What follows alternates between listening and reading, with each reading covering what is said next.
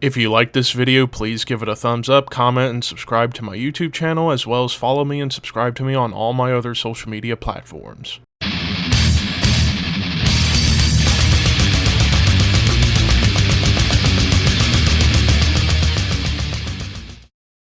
What's up, Thrashers, and welcome back once again to the Thrash Maniac 99 YouTube channel, and I am back with yet another discography ranking for you guys.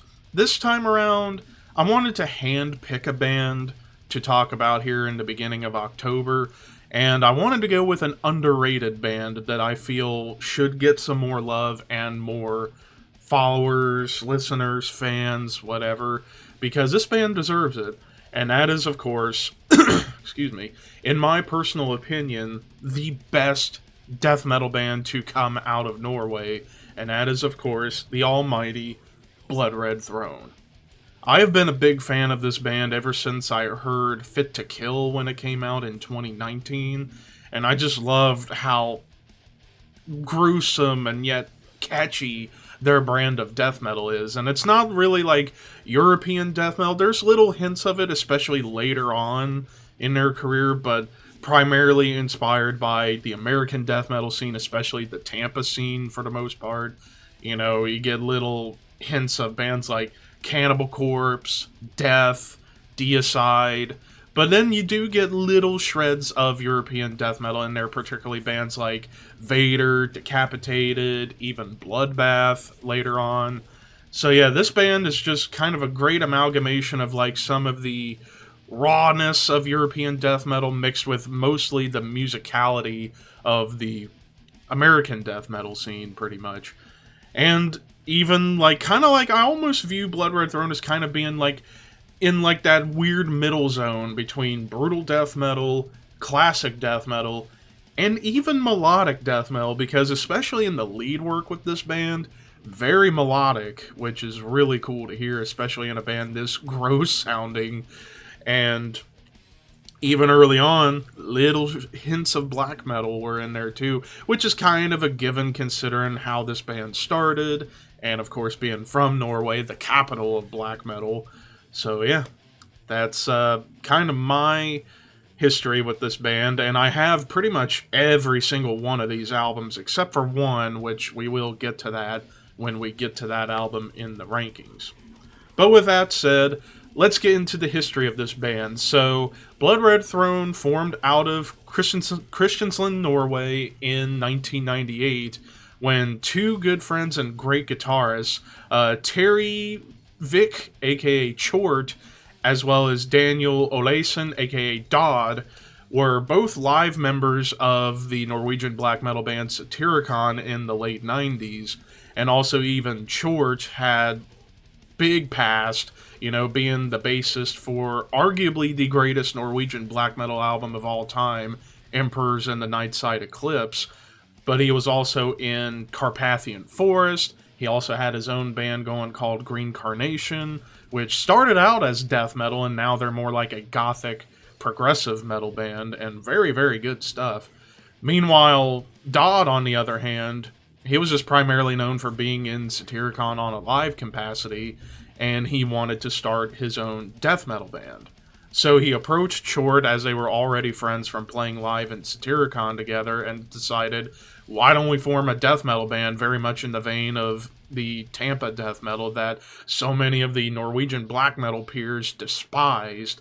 And Chort was totally down for it, considering, you know, Green Carnation starting out as death metal, and he loves death metal. So they came together, along with getting bassist Erlend Kaspersen, who is a hell of a bass player who would later on play for bands like Vile, Spawn of Possession, and even Deeds of Flesh. So great choice in terms of the bass player. And so eventually they would pick up drummer Freddie Balzo, sorry if I mispronounced the last name, who actually for a brief time after leaving Blood Red Throne played in Enslaved for a little bit. So pretty cool lineup of like all-star musicians that would be in eventually or were in established bands, whether in Norway, Sweden, or in the case of the band Vile, from the States. So this lineup would be together from 1998 through 2000, no vocalists, so they were just writing stuff instrumentally.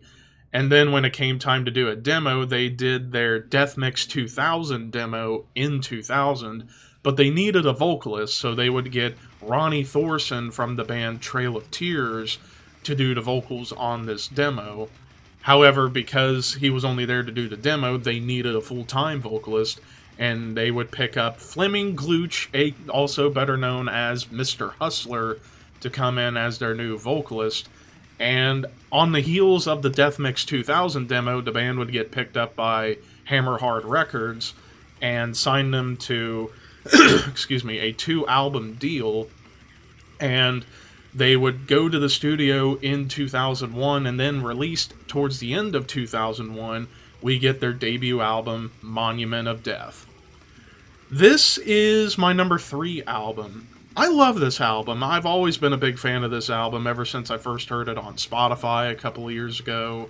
And I love how this is arguably, out of all the Blood Red Throne albums, the most sinister, evil sounding, and maybe the most oriented into the black metal side a little bit, just because there are some like evil, sinister, blackened tremolo riffs all over this album.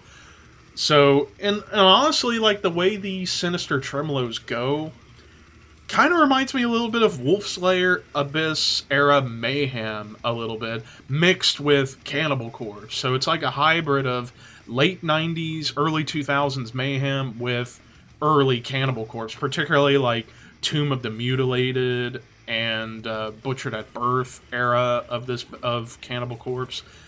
And just mash it together into an evil, gory album.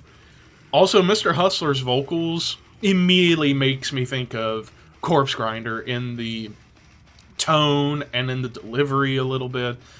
But there are some fantastic tracks on here, such as Dream Controlled Murder, Portrait of a Killer is a great one, Merry Whispers of Death, which was one of the standout tracks of the album for me, as well as Ravenous War Machine. That was a hell of a track on here. Pretty much top to bottom, this whole album is just filled with cut after cut after cut, and it's just evil, it's brutal. I got nothing bad to say about this album, except for maybe the fact the bass could have been upped in the mix a little bit, and that's going to be a kind of a theme with this band. Production woes in the early days, and while it was felt here, it wasn't as harmful as the next album would be, and we'll get to that in just a moment. But yeah, Monument of Death, a hell of a debut for this band going forward, and it is my number 3. Now, they would tour in... Well, actually, I don't even know if they did a tour after this album, but they would return to the studio in 2002 to work on their next album. Now, Freddie would end up leaving the band and end up joining Enslaved for a little bit in 2003. So, for drums, they would pick up Espen Antonsson, a.k.a. Beast? It's got an I instead of an A in the name, so I will suffer for that. So that would be the new drummer coming in. He would be the new drummer coming in, and this would end up being their final album on Hammerhard Records, released in 2003. We get affiliated with The Suffering. Now, one thing I should have prefaced before starting the ranking: despite where I may rank albums, I think all these albums are very good to outstanding, so don't think of where I put albums towards the back half as me hating them. Of course not. All these albums are great. It's just something has to be last, and in this case, Affiliated with the Suffering is my last place album at number 10, but it's still a very, very good fucking album. I mean, it's just the thing that I feel drags it down for me is that it's not quite as memorable as some other albums. And even in the production, like the drums, kind of not the best sounding drums, though the guitar tone I think, kind of beefed up a little bit. But there are some very good tracks on here. Dream of Death, Bleeder's Lament, Mandatory Homicide. That's a great play on Mandatory Suicide by Slayer. The title track is, for me, the standout on here. And Malediction. There were some strong songs on here. And I got the version that was re-released by Candlelight Records in 2005 that features 3 really good covers of Obituaries, Deadly Intentions, Massacres, Cryptic Realms, and Method of Destruction's Hate Tank. So, yeah, while despite this album being my last place, it's still a very good album. Definitely check it out. It's just not quite as memorable and as uniform as some other albums in the discography, and drum sound could have been a little bit better. But aside from that, this is my number 10. Still a very damn good album. Great album, even. Just not as memorable, if that makes sense. So, then they would finally get to do a proper European tour on the heels of Affiliated with the Suffering. However, just before they would end up going to the studio to record their next album, Espen would leave the band, and kind of left the band in a little bit of a bind, as they were about ready to get into the studio and they couldn't find a drummer to come in for this album, but they would get Bernd A. Moen to come in to do drum programming. So yeah, we would get a drum machine, but you wouldn't know it was a drum machine unless I told you or you read liner notes and stuff. But they would use a drum machine for this next album, but they used it very well and it didn't sound like a drum machine, which is good. And actually, after Affiliated with the Suffering was released, the band would end up getting picked up by a big label, Earache Records. And this was during a time when, despite how some bands feel about Earache Records in their past, you can't deny they had a hell of a catalog, and still have a hell of a catalog to this day. And this was in the middle of kind of like a renaissance for Earache, because you know, you had Decapitated on the label, Deicide had just hopped on, new bands like Evil would come up, and Municipal Waste would get on Earache. So yeah, Earache was kind of going through a bit of a renaissance in the mid-2000s, and Blood Red Throne was the latest band to be a part of that renaissance, and big deal for them considering the catalog that Earache had in their past. So they would go to Earache Records for the next 3 albums, and they would go to the studio in 2004, and then finally released in 2005, we get their Earache Records debut, Altered Genesis. This is my number 5 album. This is a hell of a step up, I feel like, from Affiliated with the Suffering. The production got even more beefy, and like I said, despite it being a drum machine, it doesn't sound like a drum machine. It sounds like proper drums for the most part, which is really cool to hear. But they got heavier on this album. Like, I think they tuned their guitars down to B, whereas like Monument of Death was like E flat, Affiliated with the Suffering was in D. Here they're in B tuning, and holy shit, there are some heavy, brutal fucking songs on here. Tracks like I gotta pronounce this, Methodication. I think that's how it's pronounced. I'm probably wrong, but that's a great track. Eye Liquor, which is gross but fun. Flesh to Destroy, the title track. But for me to stand out, Smite, which features, in my opinion, one of the catchiest death metal riffs I have ever heard. Granted, I heard a short clip of the live version of this track when they were playing in D tuning on the documentary. I kind of like that version a little bit more, even though it's a brief clip. I kind of like it in D tuning more than B tuning, but this song kicks ass. This whole album fucking kicks nuts, and like I said, the production, like, everything was amped up. The bass is more prominent in the mix. The guitars, like I said, are beefed up. Mr. Hustler's vocals, I think this was maybe his best vocal performance in all of his Blood Red Throne albums. In the first 3, he just unleashes hell into your ears with his vocals. And of course, you know, like I said, despite a drum machine, it doesn't sound like a drum machine. It was done right.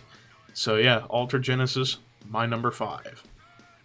Now, not too long after they finished recording Altered Genesis, Mr. Hustler, Fleming Glooch would end up leaving the band due to a couple of reasons. One, he was not feeling comfortable being the frontman anymore, but the biggest reason is that he got a job offer that he couldn't refuse, so he ended up focusing more on his personal life and this new job he had, and vacated the vocal spot. However, they would get a hell of a replacement to come in to take over on vocals for a while, and that would be Oswald Igland, also better known as Vald, who was mostly known for being, in 2005, a live vocalist for Mortician, which you have to have a hell of a guttural to be able to step in Will Romer's shoes.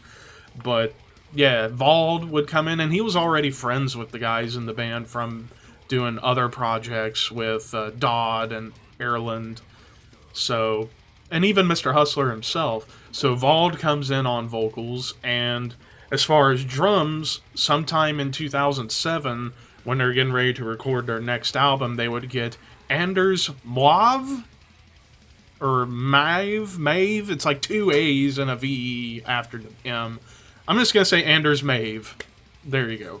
And he was a young, budding drummer in the Norwegian metal scene, and actually is currently the drummer for the black metal band Ragnarok, which that's a pretty big deal considering Ragnarok's a consistent black metal band out of that scene. But new lineup with Vald and Anders in the band, and they would go back to the studio, and in 2007, we would get the release of Come Death. This is my number 2 album. Holy shit, did they get the production right. Like, we're about to get into an era, I feel like, with Blood Red Throne where the production just got that much better, more tighter. It's maybe a little more polished, but I like that because you can hear everything clearer. And also, even with its polished sound, I feel like the guitars still had a ton of beef to it. But yeah, top to bottom, this is a brilliant album. Tracks like Rebirth and Blood, No New Beginning, featuring one of the best groovy breaks I've ever heard. The title track, Taste of God, Guttural Scream, Slaying the Lamb, featuring some really amazing melodies, and even a really good cover of Gorguts' Disincarnated. So, yeah, top to bottom, the band just was firing on all cylinders, and I would say Anders' drum work is up there among some of the best drum work for Blood Red Throne, period. Like, he just unleashes everything. Thrashy, D beats, blast beats, and awesome drum fills all throughout. And meanwhile, Vald's vocals, he's able to do kind of a similar style to Mr. Hustler, though granted a little bit deeper, and doing higher screams where you didn't get many high screams on the first 3 albums, whereas Vald comes in and he's doing like black metal vocals here and there, which kind of brings back a little bit of that black metal vibe from, say, Monument of Death, but only in the vocals. And yeah, you do get a couple of those blackened tremolos here and there on some tracks, but this is still brutal, balls to the wall, meat and potatoes death metal, and it is my number 2. So the band would actually tour quite extensively for the next year and a half when in support for Come Death, and eventually they would go back to the studio in 2009 to work on their next album, and they are in for a hell of a time with this one because they're pretty much celebrating their 10th anniversary by this point of the band forming, and a lot of stuff going on with the band at this point, especially in the recording studio. And after lots of time in the studio, they would finally get out there for the world. Released in 2009, we get Souls of Damnation. This is my number 1 album. Originally, I had this one a little bit lower, but going back, just everything about this album is just brilliance. Like, you get some of those blackened tremolos left over from Come Death, but you get plenty of chugs on this album, like just top to bottom. This is a perfect example of amazing meat and potatoes death metal. Top to bottom, tracks like The Light and the Hate, Throne of Damnation, Human Fraud, Your Cold Flesh, I gotta figure out how to pronounce this, Not Turgenhev, but Close, and even a re-recording of the song affiliated with The Suffering, which I think this version's better than the original. 10 Steps of Purgatory, Manifest of Lies, just awesome stuff, top to bottom. And like Vald's vocals, like the screams got a little more chaotic, while his gutturals got even a little bit lower on this album. And Erland's bass work is very prominent throughout this whole album, and that's always been like a cool thing with the early Blood Red Throne stuff. You get like great meat and potato riffs, but with technical bass work, and that's just from Erland's background of being inspired by Alex Webster and Les Claypool. But Anders' drum work on here, I think, was better this time around than on Come Death. And the production, holy shit, the production got better. It got a little bit more, it was like it got a little bit more polished, but yet a little bit more raw at the same time, which is kind of weird. But if you listen to the sonics of this album, you'll kind of understand what I'm talking about when it comes down to it in the end. But yeah, Souls of Damnation, my number one. Now, they would tour quite a bit for the next several months in support of Souls of Damnation.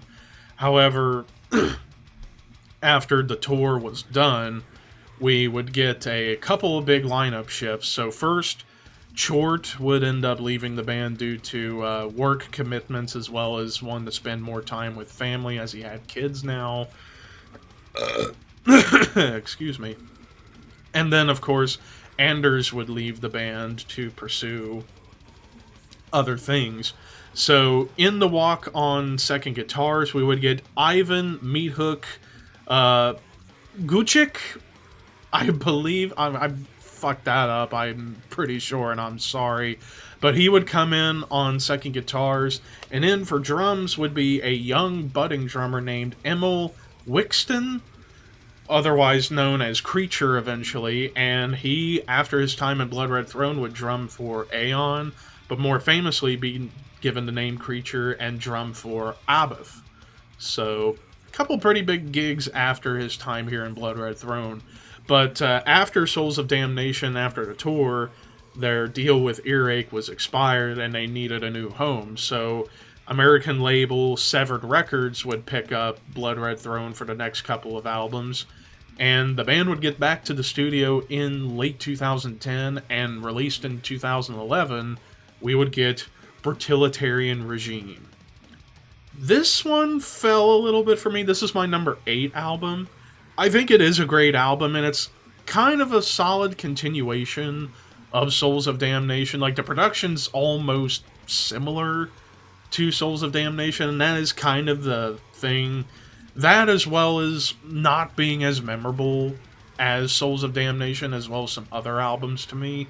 That's why it fell a little bit, but it doesn't take away that this is still a great album, and top to bottom you have some killer tracks, such as the title track, Graw World, Trapped, Terrified, Dead, Eternal Decay, The Burning. There's some great tracks, and even a really solid cover of Pestilence's Twisted Truth. If I can get my words out right, that would be fucking amazing. Yeah, they did a really good cover of Pestilence, Twisted Truth off of Testimony of the Ancients. So, yeah, top to bottom, really solid stuff. It's just, like I said, the production's almost the same as Souls of Damnation, and just doesn't have as much memory to me. But yeah, those were kind of the major factors that I had with putting this one at number 8. But don't take that as an insult. Like, any album I rank low, don't take as an insult. They're really good, amazing albums. Just, I have to rank them somehow. That's the way it goes. But yeah, Fertilitarian Regime, my number 8. Now, not long after Fertilitarian Regime was released, we would get another lineup change. Vald would leave the band to go on to pursue some other projects. And coming in on vocals would be none other than Yngve Christensen, otherwise known as Bolt, coming in on vocals, and he would pretty much be the vocalist here from here on out, except for a short little period in 2015, but we're not going to talk about that. But he's been the vocalist ever since 2011, and they would get back to the studio in 2012, and then finally released in 2013, we get Blood Red Throne, the self-titled. This is the one album in the catalog I don't have, and it's because I don't know how, but this album's only 9 years old, and for some reason I cannot find a good, cheap copy of this album anywhere. The only copy I've managed to find on Discogs, they want $80 for it, and it's like, that's excessive. So, asking from you guys who are watching, if anybody has a really good copy of this album that they're willing to sell cheap, I'm willing to buy it, because this is a hell of an album. This is my number 6. Holy fuck, did this album just get even more brutal, but yet more melodic. Like, this, I think, started a bit of a transition for Blood Red Throne, where they got a little more brutal, but yet a little more melodic. And principal examples of this, at least for me, would be in the song Primitive Killing Machine. Like, that track just oozes catchiness, brutality, yet some great melodic lead lines in there too. But other great tracks like In Hell I Roam, Torture Horror, Desolation, Exoneration Manifesto, March of the Undying. Top to bottom, I think this is a brilliant album. The production, like, the bass is kind of quiet at times, but when the bass does show up, it is big. And I actually almost completely forgot to mention that also Erland left after Fertilitarian Regime, and Olbent Madsen comes in on bass, and he was a young gun at this point too. I completely forgot to mention that. Oops. But yeah, he does a solid job on bass, although he's not as technical as Erland was. So yeah, the bass performance wasn't quite as strong as the stuff that Erland did or what another bass player would do after his time. But still, top to bottom, this is a hell of an album. I just only wish I could get my hands on it, for God's sakes. But yeah, this is a hell of an album. And to go to show with Bolt's vocals, I kind of like how with Mr. Hustler, he was more along the lines of Corpse Grinder. Bolt sounds very similar to, like, old Chris Barnes, like Butchered at Birth through the Bleeding era of Cannibal Corpse, but throws in more chaotic screams, and his screams, some people might laugh at his screams.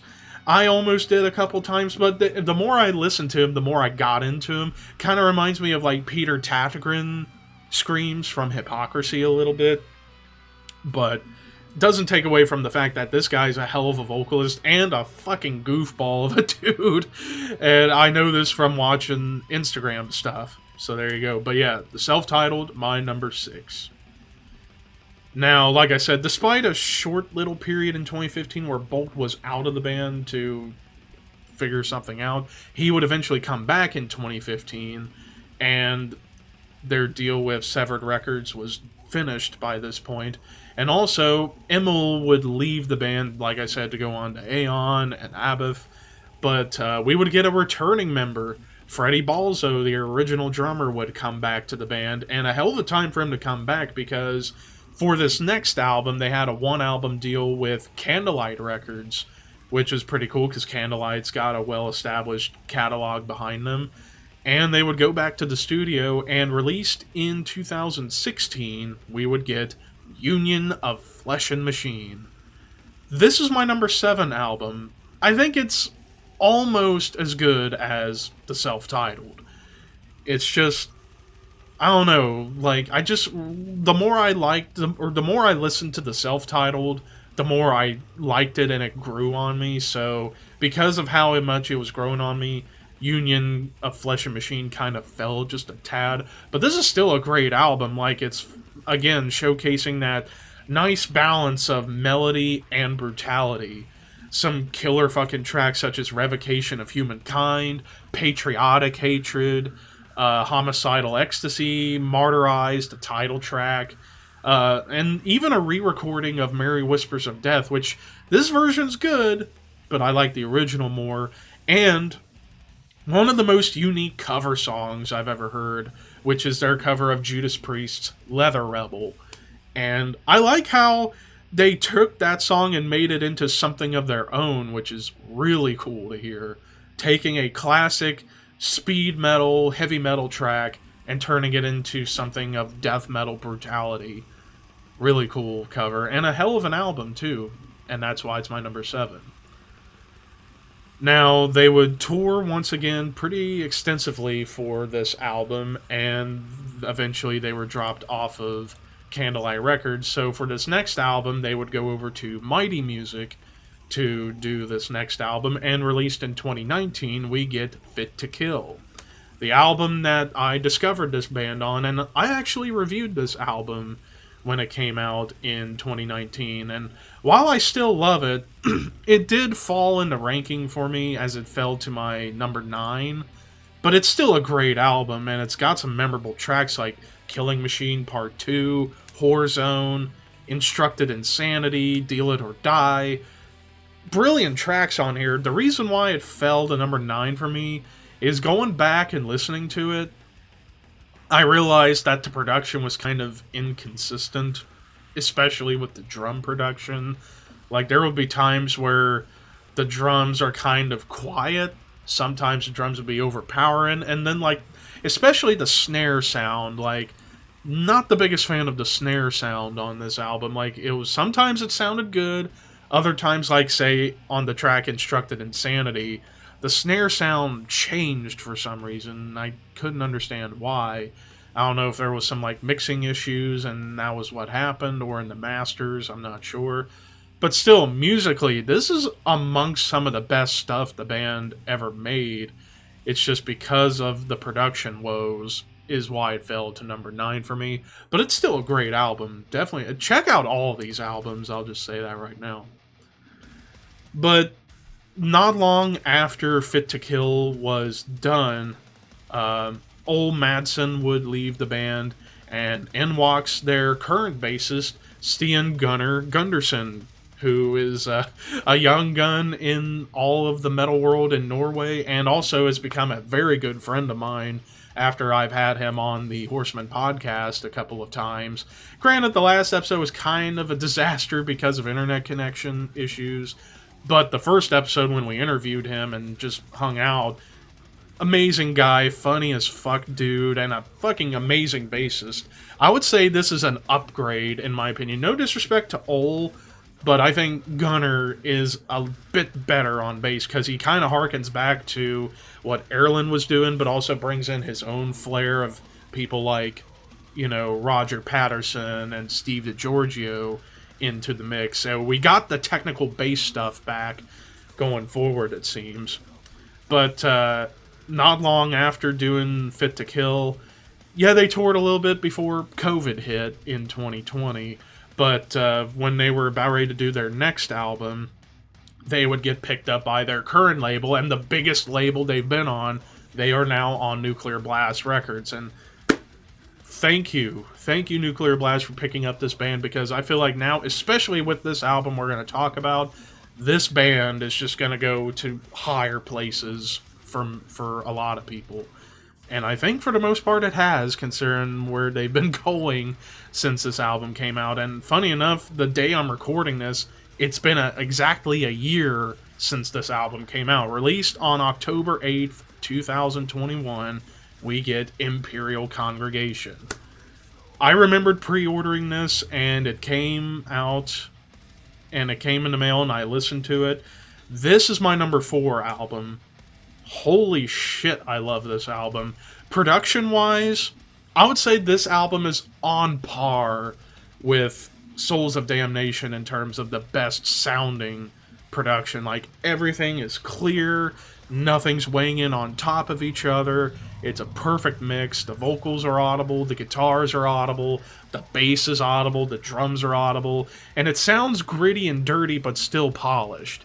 and it's fucking brilliant. Like, this whole album, this was my favorite traditional death metal album of last year. It was in my top 10 for 2021.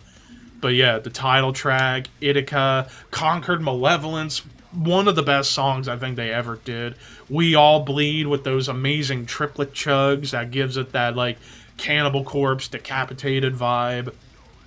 And then Zarathustra, fucking amazing track that just goes all over the place in terms of brutality and melody, tempo shifts. Almost proggy to an extent, which is kind of strange considering I wouldn't really consider Blood Red Throne to be prog. But this, I think, kind of would signal, could they become a prog death metal band if possible?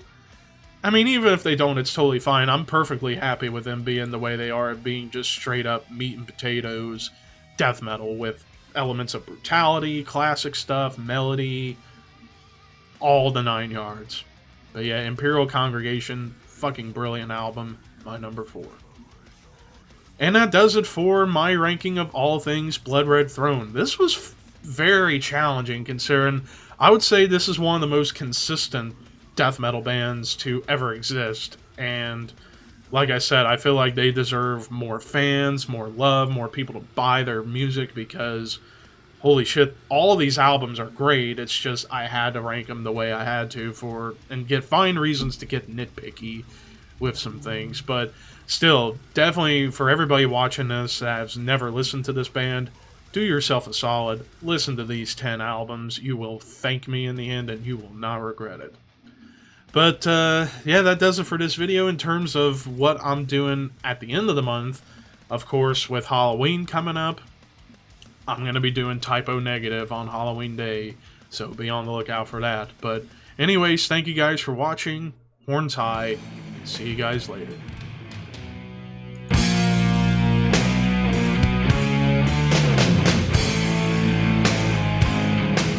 I've noticed that once people hit Slayer, they're like, is there something more extreme than Slayer? Yeah, it's the crossroad, you know. Either you're going like, okay, this is too much, or you're like, I need more. Mm-hmm. Yeah, so I found Cannibal Corpse on YouTube when I was 12 or 13, and heard the Hammer Smash the Face bass solo. Of course. Of course, already then I was a bass player, but when I heard that, I was like, okay, that's what I'm gonna do. This is it. And then it just spiraled downwards from there. And it just keeps growing and growing and growing. Mm-hmm. Yeah, it never stops. It devours you. Yeah, because